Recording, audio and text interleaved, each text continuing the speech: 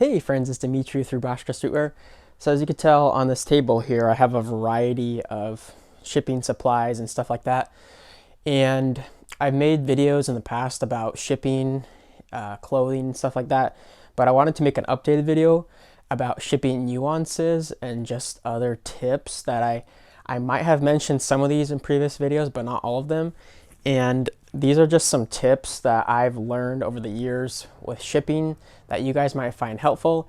And you probably might not know all of them because you haven't had the experience of doing as much as I have for my business. So I'll explain some. The first one is to use the appropriate size mailer. So here's two mailers. One's very big and one's smaller. So let's say that I'm shipping out this t-shirt. You want to ship it out in this mailer, obviously, because they're going to cost you less. If you're using just one mailer and it's pretty big, you're basically throwing away lots of money. And if you're shipping out hundreds, thousands of products, that's a lot of money adding up. Typically, the mailers, they're going to cost, like, the price difference between these might be even double. This is usually around double the price of this one. So that's an important thing. Always use the appropriate mailer for what you're shipping out. Another example of this would be like a box. It's going to cost you more money to ship a t-shirt in a box like this than it is in a simple mailer like this. So use poly mailers or whatever box or shipping supplies that are appropriate for what you're shipping out.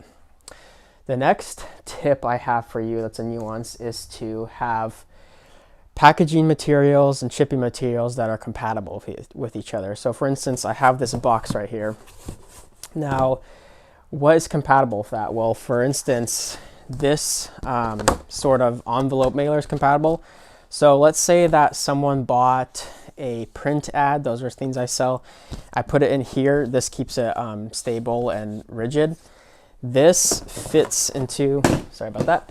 This fits into this box once this tab is folded over. So that's compatible with this size box. Another thing that's compatible with this size box is this poster tube. As you can tell, this poster tube fits in here. So let's say, for instance, someone bought a print ad. So I put that in here. Then let's say they bought a poster, and let's say they bought a hat. So all that stuff will fit into this box really nicely. And it might not fit into other boxes that I have. So that's why it's important to have stuff that is compatible and works well with each other, because you will definitely save on shipping costs. All of this stuff would fit into a larger box that I might have, but it's good to have other things like other size boxes that you can put your stuff in and it'll fit nicely. And that goes on to my next point. Make sure that you have a good variety of mailers and boxes and all sorts of shipping supplies for the items that you have. In the past, when I was just shipping clothing and accessories, I had a very limited amount of boxes and a limited amount of mailers. This made it very simple to order stuff. The systems were simpler. Everything was set up easier on my Shopify. But since I expanded my product range and I sell a lot more stuff, including vintage items, the amount of boxes and mailers and envelopes has increased. That increases complexity in the business, but that's okay because my revenue has increased. So I'm able to, invest more time and money into managing and creating those systems to make everything seamless. Now, another shipping tip that I have for you guys is you don't want rolling items. So in this example, there's a poster in here. That is not acceptable to ship out like that. The reason why is because stuff will get damaged that way. It's never a good idea to just throw stuff in there and to not give any of your shipping process thought. You want to have a variety of packing supplies as well. That's another tip that goes along with this one. I like to use these little air mailer things, and bubble wrap is a good one.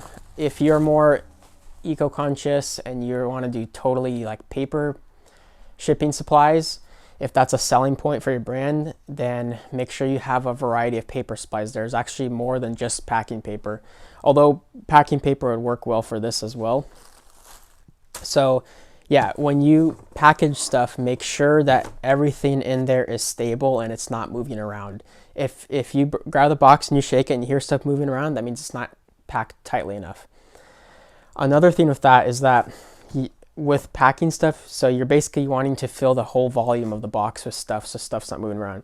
But what that also does is that it helps with keeping obviously your items safe, because these parcels, they get thrown around in the post office all day basically. You can't expect your mail carriers to be super gentle with your stuff oftentimes. So if this thing is solid and it's packed with packing materials, there's a higher chance that it's going to get to your customer safer, because when stuff gets thrown on it, when it gets crushed, when it gets punctured, it has more packing material because it's a greater volume to keep it safe. So that's something that definitely will help you guys. Another tip, my final tip that I have for you, I mentioned this in the past, but I'm going to go over it again, is if you are shipping clothing, and most of you probably are if you're watching this video, you want to use the t-shirts to your advantage. So essentially, if you're putting it in a mailer, the t-shirt that's just what it is. It's in a mailer and that's how it's getting shipped out. But if you are shipping other stuff such as stickers, use the t-shirt to your advantage. Use it as padding because it's going to get sent out in the mailer anyways. So as you can tell, this t-shirt is a little bit more protected if it has like a poly bag over it and it's slid into the mailer, rather than me just throwing the sticker in thoughtlessly into the mailer. It's going to get damaged, bent, warped. It might peel off. I've ordered stuff in the past from companies, and a lot of times they include sticker, but they just kind of mindlessly throw it in there, and it's always been warped and damaged. And it's like, okay, it would have been better for me as a customer to have that sticker and it's like flat and it's not super bent. So if the customer is ordering one t-shirt, you can package it like this, or you can even fold it like this, put it into the mailer and close it. That's the one way you can do it. If they're ordering two t-shirts, it's even simpler. You don't have to do any of that. You basically use the t-shirts and you sandwich the sticker in like that and you put it into the mailer. Now the sandwiching technique is something I use a lot nowadays because I've been selling books and other stuff that's a little bit more fragile. Now with the books, I would put bubble wrap around this or cardboard to keep it more rigid, because there's corners and stuff like that you don't think it'll bent and ruined. So what I would do is if someone bought like two t-shirts and a book, for example, I would have this wrapped, put it in the middle, and then use this and sandwich it in and put it in. You never want to just mindlessly be packing and throwing stuff into your mailers. You want to be thoughtful about it, because think about how the customer is going to receive the items. Think about you as the customer and be like, how would I want to receive my items? I want them to come obviously fast through the mail system, and I want them to be in one piece and not damaged. You're always, no matter what, when you're shipping stuff, you're trying to get them not damaged to the customer. Sometimes shipping times can be longer. That's sometimes out of your control. So at least have it come to them in one piece and it's not damaged. That's the ultimate goal. And obviously the secondary goal that's almost right up there is to get stuff to them faster. Here's another example of an item that I would sandwich in between two shirts if someone bought that.